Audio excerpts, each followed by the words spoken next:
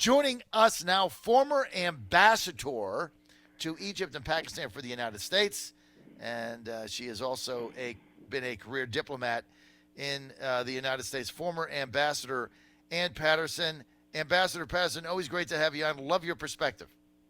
Thank you so much, John, and let me congratulate you on your son, Joseph. You must be so proud of his baseball trajectory. So, congratulations.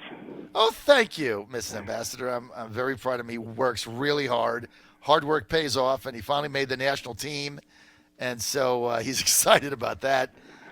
So he's, there's only the 32 best teams in the nation.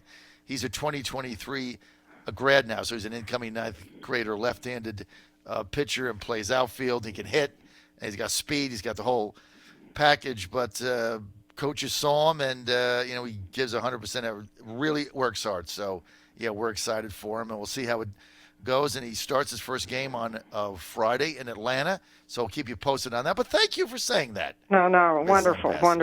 So you must be so proud. So always a pleasure to be on your show. Maybe we could start off with the recent visit of the Emir of Qatar. I think it was hugely successful. And I personally, in all my years in the government, have never seen sort of a double whammy by the president. Usually if the president has a meeting with the head of state, he has a meeting. But President Trump went to the dinner beforehand with CEOs and members of Congress, and then he had another meeting with the Emir the next day. And the highlight of the visit, I think, was the announcement of a number of commercial deals that will generate a lot of jobs in the U.S. One of the highlights was General Electric engines, over $5 billion, made in Ohio. There's a defense contract with Raytheon, billions of dollars made in Arizona. Chevron Phillips announced an investment, 70% funded by Qatar on the Gulf Coast. So it was, and then, of course, the Gulfstream and Boeing sales. So it was very positive. And President Trump focused on the job creation in the U.S., and the Emir said he was just getting started on investing in the U.S. So from a commercial standpoint, it was a big success. Well, the Qatar Sovereign Fund is worth hundreds of billions of dollars. And, when I was there in Doha, one of the things I met with, I think it was the finance minister I interviewed on my show, and I'll never forget what he said. He said that if our gas ran out in 20 years, if it we just opened the pipes one day and it was gone, he said, we have enough money invested to survive for 500 years. So, they've taken the earnings they've made and they're investing it all over the world. Obviously, the U.S. is a big part of that and all these jobs that they're creating, so it's kind of exciting. But I got to tell you, Mrs. Ambassador, one of the things that I was impressed with, and I'm a big supporter of President Trump, is, when he first got in, he had a lot of advisors telling him that Qatar was a bad actor, that they were funding terrorists. And so when the Gang of Four, your former country that you were an ambassador to, Egypt, and Bahrain, UAE, which is, has the worst lying media in the world, that's like the Onion comes out of that place, right. And Saudi Arabia. When you were there, so when they did the blockade, they went to the president and he looked the other way, right? They talked him into letting the Gang of Four do that, disrupting the GCC, disrupting the Gulf. That's our biggest air base. He kind of went with it. Went with his advisors on it. We kind of know who they are. He went with that, got hoodwinked by Mohammed bin Salman and the Saudis. But I think the president, over time, wouldn't you agree, has come to realize for himself that a lot of the things that he was told was not particularly accurate, and that Qatar is really a tremendous ally of the United States. There's no evidence of them funding terror anywhere. In fact, I would say as a layman, when you look back to 9/11, every one of those pilots were of Saudi descent. None of them were from Qatar, etc. So don't you think that the president has realized on his own that a lot of the info he got when he first came in office was, at best, not accurate. Yes, John, I think that's what happened. The president basically got better informed and made his own decisions, and I think he like he was new. He was on. Remember, this was over 2 years ago. Right. He was new. He probably didn't have the grasp of the geopolitical scene that he has now. That would be totally normal. So I also think he listened to Secretary Tillerson and Secretary Mattis in particular, who explained the geostrategic importance of Qatar. So I think he's come a long way. And the other thing that happened, John, is what the Saudis and the Emiratis did. I mean, it wasn't just the murder of Jamal Khashoggi. It was the disastrous war in Yemen. It was the upheaval in Libya. So I think he got a lot more confident with Qatar and realized how important they were, but I also think he got disillusioned with the Emiratis and the Saudis. Yeah, because every time he turned around, everything that Mohammed bin Salman got involved in turned to crap. And so, well, yes. I can call it like it is. I mean, remember the old commercials, Ambassador, where they talked about the Midas touch? Well, he had like the reverse Midas touch, right? Everything that Mohammed bin Salman touches turns to absolute crap. And so I think over time, now, look, the president's a sales guy. He still likes the investment they're making. Although I've said numerous times about the Saudis, they promised, 4-something billion. They've only delivered a percentage of that. Yeah, we'll have to see if it plays out. But the difference is when he does business with Qatar, they make a deal, it's done, right? Money comes, they buy the stuff. And they deliver. And that's a very interesting point, John, because the Saudi economy is not that strong. They have 30 million people. They have an enormous welfare system. When he arrested 400 of his leading businessmen and put them in the Ritz Hotel, guess what? The private sector isn't rushing to invest in Saudi Arabia anymore, and Saudis are taking their money out. So he has lots of economic challenges, whereas Qatar has a hugely promising economic future. They're expanding their natural gas capacity. Everyone wants to use natural gas because coal is dirty, so they want to replace dirty coal with cleaner natural gas. Mm-hmm. They're expanding their natural gas capacity. They're investing in the U.S. in these petrochemical plants. Mm-hmm. And they have a very bright future because they're already the world's largest supplier of natural gas, and their expansion will just reinforce that and generate huge amounts of government revenue to be invested or spent in places like the U.S. For the foreseeable future. And they keep creating jobs, and that's the bottom line for this president, along with the strategic importance, as everyone knows, the biggest air base that the U.S. has in the whole Gulf region, in the whole Middle East, is in Qatar. We're with Ambassador Ann Patterson. She's former U.S. ambassador to Egypt, former U.S. ambassador to Pakistan, most recently served as Assistant Secretary of State under John Kerry for Near Eastern Affairs, 2013 to 2017, and she's president of the U.S. Qatar Council. Hey, let me just ask you something as a sidebar. John Kerry, you worked for him. With this bunch running for president on the Democratic side, he would be like the, conservative in the race in some ways. Why didn't he put his hat in the ring? So, John, all I know is what I read in the press, because I've never asked Secretary Kerry about this, but what I read in the press is he was considering a run before former Vice President Joe Biden entered the race, and right. and he and Vice President Biden have worked together literally for decades on the Senate Foreign Affairs Committee. So that's what I've read, and honestly, that makes sense to me. That he and Biden have been close for years, and so I think that's why he wouldn't enter in. Yeah, because probably too the same thing with Governor Terry McAuliffe of Virginia. They thought once Biden got in that he took up whatever that centrist lane was. Although, in my estimation, my former governor here in Virginia, though I'm in Charlotte today, Terry McAuliffe is kicking himself that he didn't get in the race, but we'll have to see how it goes.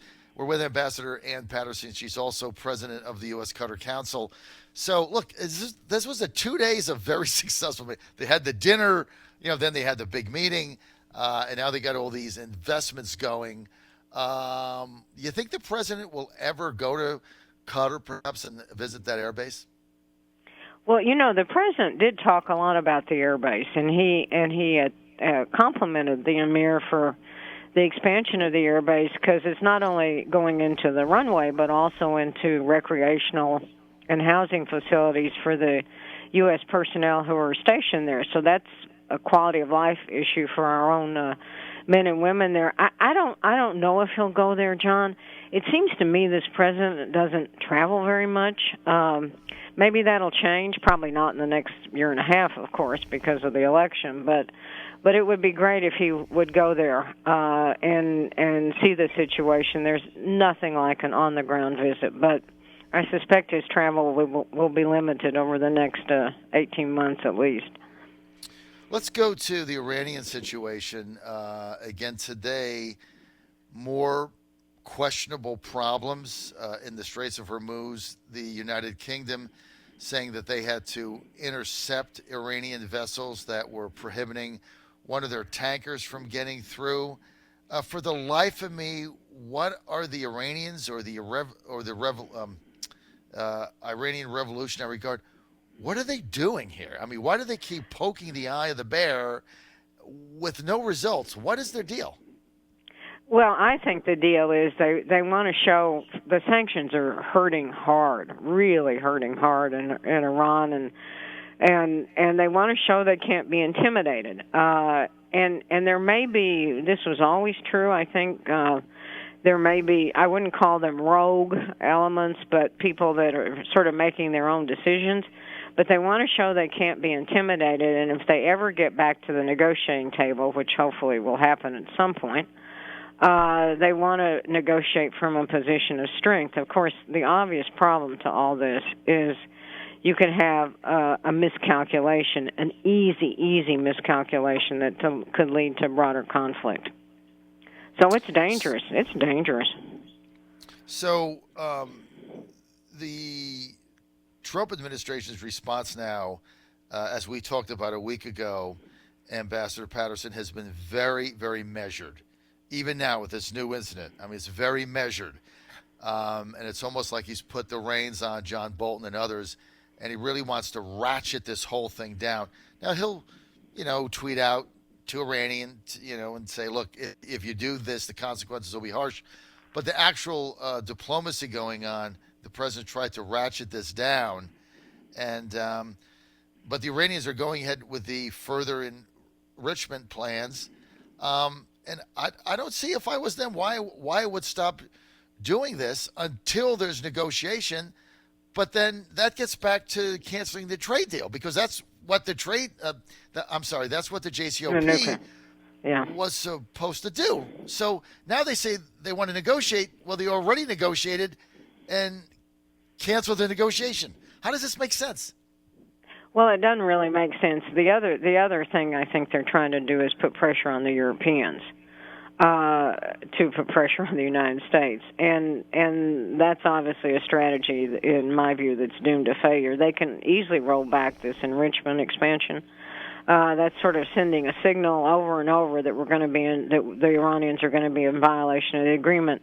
So their policy doesn't make sense. But the president, I think, has been pretty clear that he doesn't want any type of confrontation. That he ran on a platform of getting us out of the Middle East, or at least out of these conflicts in the Middle East. So he's been pretty consistent. But again, there are just a lot of unknowns out there and unpredictable people in this part of the world. So anything can happen. Let's talk for a minute about President Erdogan in Turkey and some of the latest developments there. Were you surprised by any of Turkey's latest pronouncements? Yes. I've never served in Turkey, John. I don't know a lot about Turkey, but I've been surprised, and I must admit that I was surprised by the loss of the municipal election in Istanbul as well. So, yes, I've been surprised by that. It's very unfortunate that our relationship with Turkey, which was frankly great 10 years ago, you recall that President Obama and President Erdogan had seen themselves as great friends, and this relationship has deteriorated terribly over the past 10 years, and it's unfortunate. I'm under no illusions about President Erdogan and how repressive he is, but Turkey also is in a very strategic location for us and hugely important. How do we fix it? Well, I think one of the issues right now, of course, is Syria and our alliance with Syrian Democratic Forces, who are largely Kurdish.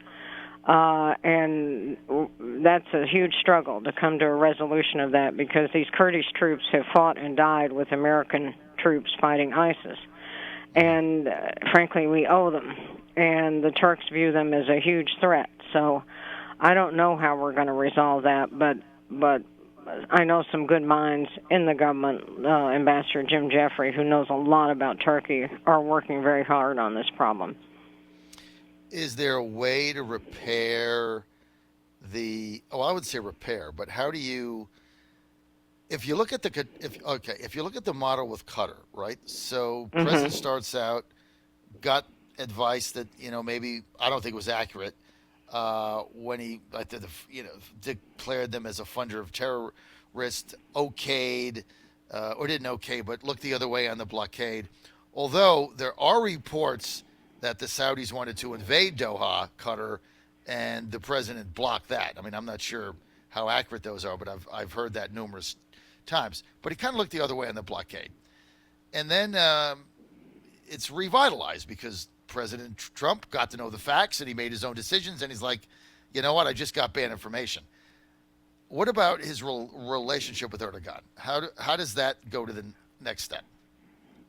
Well, I think, he has to work on that relationship, but I think there's a difference there because the Turks look on there's a real strategic dilemma, I think, in Syria, and that's why I'm glad we have Jim Jeffrey working on this, who served in Turkey numerous times, because the Turks see the Kurds, or their various Kurdish groups, but they largely see this group as a terrorist threat, and over the years, certainly these Kurdish terrorists have taken terrorist actions in Turkey, whereas we now see them as a very vital ally in northeastern Syria. And again, our military has worked cheek by jowl with them for now 3 years, and they've been a very effective fighting force. So somehow we have to resolve this, and I think eventually we'll get there. One of the issues, a positive issue, of course, is the alliance between Qatar and Turkey, and I think you mentioned the potential, or the rumors at least, that the Saudis were going to invade Qatar. One of the things that prevented that, depending on how far it got, was 3,000 Turkish troops turned up in Qatar in literally a matter of days. And there are some analysts who think that was a huge disincentive, shall we say, to any military action by the Saudis or the UAE. And so that is why you have the tight relationship between Erdogan and the Emir of Qatar, Sheikh Al Thani, obviously, because in their time of need, Turkey sent 3,000 troops in 48 hours. That was the end of any invasion plans. So, and then, of course, the other rub is Erdogan's, the way he I have to just say this, the way he masterfully played the Khashoggi murder in the media, the way he dripped it out. It seemed like it went on for a month. Like every day. Oh, and I must tell you, John, I was reluctantly extremely impressed by how they did that. I don't think, talk about PR manipulation. They dripped it out. They obviously, in my view, they had the story within probably 48 hours, because they were clearly had these electronic intercepts of everything that happened, but they dripped it out, and they had, it was. I thought it was masterful how they played it. And again, you have to wonder about the Saudis to do something really so stupid, because any country would have known, I think, that their consulate would have been bugged. That's just frankly standard operating procedure. So yes, the Turks handled that really well. Well, that is going to go down in history. I think that they'll be teaching that in the Harvard Business School of International Media Relations. That was right. Brilliant. That was just brilliantly done, because I remember covering it on an everyday basis, and I couldn't wait to get up and go to the I think it was called TNA, Turkish News Agency. Yeah, Turkish News Agency, exactly. To see what they leaked out. All right, Mrs. Ambassador, we are done. Ambassador Ed Patterson, always great to have you on. Great insight. And former ambassador to Egypt and Pakistan, and now president of the U.S. Qatar Council. Mrs. Ambassador, have a great weekend. Thank you for being with us. No, thank you, John. Always a pleasure.